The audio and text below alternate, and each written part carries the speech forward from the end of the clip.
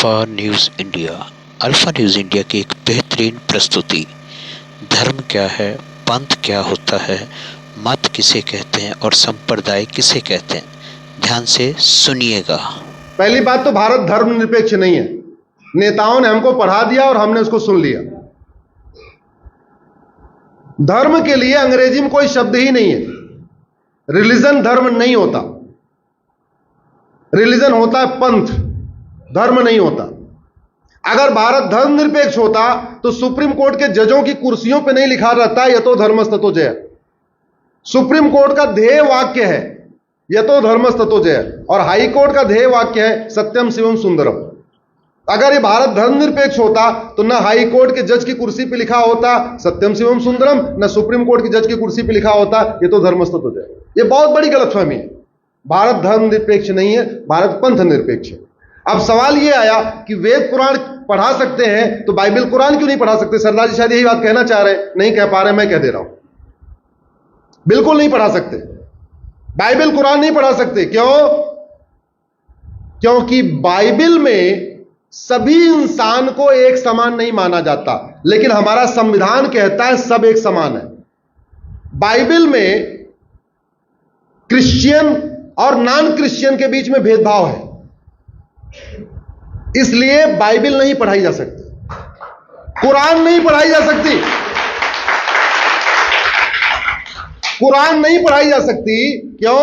क्योंकि कुरान में इस्लाम और नॉन इस्लाम, मुस्लिम और गैर मुस्लिम को समान नहीं माना गया है, उसमें भेदभाव किया गया।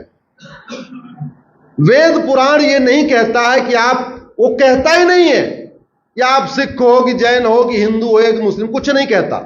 वो तो कहता अष्टांग योग का पालन करो, यम नियम का पालन करो, स्वाध्यायी बनो, सदाचार करो, इस तरीके की बातें हैं। इसलिए वेद पुराण पढ़ाया जा सकता है। सनातन, आप इसको दो तरीके समझिए। दुनिया में 1100 रिलीजन है। अगर भारत के परिप्रेक्ष्य में देखें तो दो तरीके, भारत में दो तरीके के रिलीजन है। एक इंडियन ओरिजिन रिलीजन, एक फॉरेन रिलीजन। एक वो रिलीजन है, रिलीजन और धर्म में सरदार जी, अब आप, अरे सरदार जी सवाल पूछ लिया, जवाब नहीं सुन रहे हो। हाँ, आपने पूछा, सुन तो लो। भारत में दो तरीके के पंथ हैं, रिलीजन है, धर्म नहीं। धर्म तो पूरी दुनिया में एक ही है, सनातन धर्म। दो तरीके के पंथ हैं, एक इंडियन ओरिजिन के रिलीजन, एक फॉरेन रिलीजन।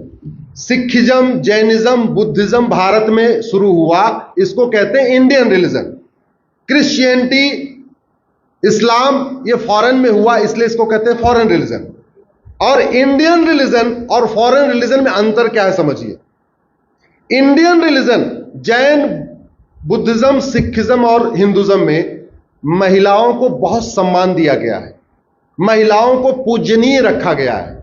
फॉरेन, किसी भी फॉरेन रिलीजन में महिलाओं को पूजनीय कहा गया है। इंडियन रिलीजन में इंसान में भेदभाव नहीं किया गया है। गुरुवाणी में कहीं लिखा हुआ, आप मुझे बताओ कि हाँ जो सिख पंथ माने वो तो ठीक, जो सिख ना माने वो गलत है? कहीं लिखा है? नहीं लिखा है। गुरु ग्रंथ साहिब में कहीं लिखा है क्या? नहीं लिखा है। उसमें लिखा हुआ है। इसलिए पहली बात तो दुनिया में धर्म एक है, पंथ अलग अलग है। लेकिन जो लोग ये कहते हैं कि सब धर्म एक समान है, बिल्कुल गलत बात है। जब सबकी किताबों की शिक्षा अलग अलग है, किताबों में ऊंच नीच का भेदभाव है, कुछ किताबों में छुआछूत की बातें हैं, तो सब एक समान कैसे हो सकते? हाँ, हिंदुज्म, जैनिज्म, बुद्धिज्म, सिखिज्म की लगभग टीचिंग एक जैसी है। न किसी में धर्मांतरण करना सिखाया गया है, न किसी को यह सिखाया गया है कि जो न माने उसको कत्ल कर दो। कहीं ये नहीं लिखा गया कि जो नहीं मानता उसको कैसे भी करके धोखा दे के, लालच दे के, प्यार से उसको कन्वर्ट करके लाओ। न गुरु ग्रंथ साहिब में लिखा है, न कहीं जैनिज्म में लिखा है, न बुद्धिज्म में लिखा गया, न सिखिज्म में लिखा है, न सनातन धर्म में लिखा गया। इसलिए भारत धर्म निरपेक्ष नहीं है, भारत पंथ निरपेक्ष है। और ये बातें इसलिए नहीं पता है क्योंकि हम लोगों को, इसलिए वेद पुराण को पढ़ाना जरूरी है। हमारे बच्चों को पता रहे, हमारे पास हर चीज का जवाब हो, हम कहीं अवाक न हो जाएं। उसका एक ही तरीका है कि भारत में सनातन शिक्षा लागू हो। सनातन शिक्षा लागू होती ना आप ये सवाल पूछते ना मैं आपको जवाब देता। अविश्वास प्रस्ताव के दौरान माननीय मुख्यमंत्री जी ने भी, माननीय प्रधानमंत्री जी ने भी ये चिंता व्यक्त की थी बीड़ी की रेवड़ी के ऊपर, आपने भी पीआईएल लगा, तो उसके ऊपर कुछ क्या आगे क्या कार्रवाई कुछ आपकी एक्सेप्ट होगी, बता दें। मैंने सुना एक्चुअली पीआईएल मेरी चल रही है सुप्रीम कोर्ट में और बहुत ही महत्वपूर्ण बिंदु है। इस समय राज्यों पे 1.5 लाख करोड़ का कर्जा है, 150 लाख करोड़ टोटल भारत के ऊपर कर्जा है। 70 लाख करोड़ का कर्जा राज्यों पे है, 80 लाख करोड़ का कर्जा केंद्र पे है, टोटल 150 लाख करोड़ का कर्जा है। 6 लाख करोड़ जो है उत्तर प्रदेश पे है, 3.5 लाख करोड़ या 4 लाख करोड़ मध्य प्रदेश पे है। ऐसा कोई ऐसा राज्य नहीं है जो घाटे में नहीं है। दिल्ली में जहां सबसे ज्यादा मुफ्तखोरी चल रही है वो भी 50,000 करोड़ के कर्जे में है। 50,000 करोड़ का कर्जा दिल्ली जैसे छोटे राज्य के ऊपर है। केरल जैसे छोटे राज्य पे 3 लाख करोड़ का कर्जा है। 3 लाख करोड़ का कर्जा आपके छत्तीसगढ़ पे है, 3.5-4 लाख करोड़ के आसपास आपके मध्य प्रदेश पे है, 4 लाख करोड़ के आसपास बिहार पे है। सारे राज्यों में डूबे पड़े हैं।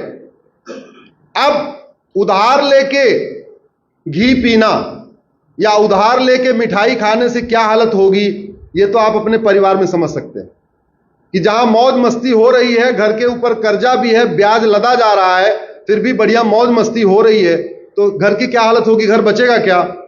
जब घर नहीं बचेगा देश कैसे बचेगा? वो सुनवाई पे नहीं आ पा रही है क्योंकि बीच में आर्टिकल 370 शुरू हो गया, अभी 2-4 मैटर और शुरू हो गए।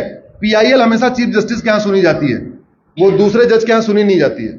और पीआईएल के लिए सुनने के लिए कम से कम 2 जजों की बेंच होनी चाहिए, सिंगल जज में सुना भी नहीं जाता, तो इसलिए लग नहीं पा रही है। मैंने भी कोशिश किया था, उसको रिक्वेस्ट भी किया था जल्दी लगा दीजिए, लेकिन हमारा वो जो फ्रीबीज वाली पीआईएल 3 जजों को रेफर हो गई है। जो मुफ्तखोरी रोकने वाली पीआईएल है वो 3 जजों को रेफर हो गई है।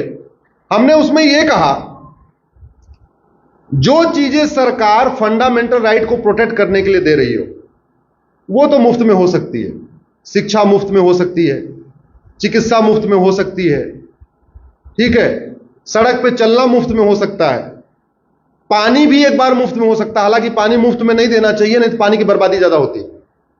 पानी असीमित नहीं है कि उसको मुफ्त में दे दिया जाए, इसलिए पानी भी बहुत कंट्रोल में। हाँ, कुछ लीटर दिया जा सकता, भाई ठीक है इतने लीटर गरीब आदमी है तो पानी मुफ्त में दे दिया, लेकिन ऐसी मुफ्त में नहीं होनी चाहिए। और वैसे भी हमारे पास तो 4% पानी है, तो बहुत ही इंपॉर्टेंट मुद्दा है। सुप्रीम कोर्ट भी उस पर एग्री है, इसलिए 2 जजों की बेंच के बाद 3 जजों को रेफर कर दिया है। और पार्लियामेंट में भी चर्चा हुई है, माननीय प्राइम मिनिस्टर ने भी उस पर कई बार उसको बोला है मुफ्त की रेवड़ी। अभी मैं देखता हूं अगर संसद में बिल आएगा नहीं आएगा, नहीं तो हम सुप्रीम कोर्ट में कुछ न कुछ करेंगे। हम अपना प्रयास कर रहे हैं, सांसद अपना प्रयास करें, लेकिन अब उसका एक ही तरीका है, जनता भी अपना प्रयास करे। अभी नेताओं को लगता है जनता मुफ्तखोर है, नेताओं को यह लगने लग गया जनता मुफ्तखोर है, और बाकी पूरी जनता इसकी चिंता करे चाहे ना करे, कम से कम टैक्स पेयर तो करे जिसके जेब से पैसा निकल रहा है। अरे भैया जो टैक्स नहीं दे रहा है वो कोई बात नहीं, उसको चिंता नहीं है।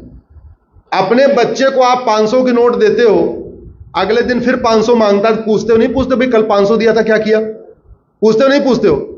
और हर साल लाखों रुपए टैक्स दे रहे हो और पूछ ही नहीं रहे हो सांसद विधायक मंत्री से भैया मेरा टैक्स का पैसा हो क्या रहा है, ये मेरा पैसा बर्बादी में कहां जा रहा है? इस देश में 10 करोड़ टैक्स पेयर हो चुके हैं, अब 10 करोड़ टैक्स पेयर हो चुके हैं। ये 10 करोड़ टैक्स पेयर अगर कम से कम अपनी जिम्मेदारी समझ लें, ये सवाल करना शुरू कर दें, ये पूछना शुरू कर दें, देश की व्यवस्था बदल जाएगी।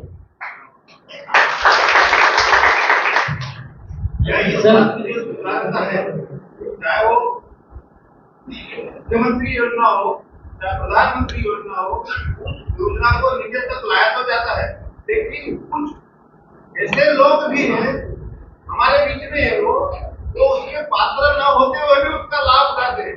क्या उसके लिए वो कानून है या कोई ऐसा दंड संहिता है कि उसको भी दंड मिले कि उसका लाभ भी ले रहा है वो पात्र भी नहीं है? इसका एक ही तरीका है, भ्रष्टाचार हमारी बहुत बड़ी समस्या है।